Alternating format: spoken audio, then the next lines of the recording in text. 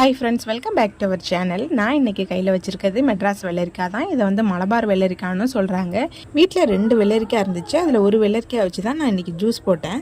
Juice போடுறதுக்கு முன்னாடி அந்த வெள்ளரிக்காயில் உள்ள தோல்லாம் நம்ம வந்து எடுத்துடலாம். அதோட தோல்லாம் எடுத்ததுக்கு பிறகு அதை சின்ன சின்ன பீஸாக நம்ம கட் பண்ணி எடுத்துக்கணும். அப்போ தான் மிக்சியில் போட்டு அரைக்கிறதுக்கு கரெக்டாக இருக்கும். இப்போ வெள்ளரிக்காயை சின்ன சின்ன பீஸாக கட் பண்ணி எடுத்தாச்சு. இதை ஜூஸரில் போட்டு நம்ம அரைச்சி எடுத்துக்கலாம்.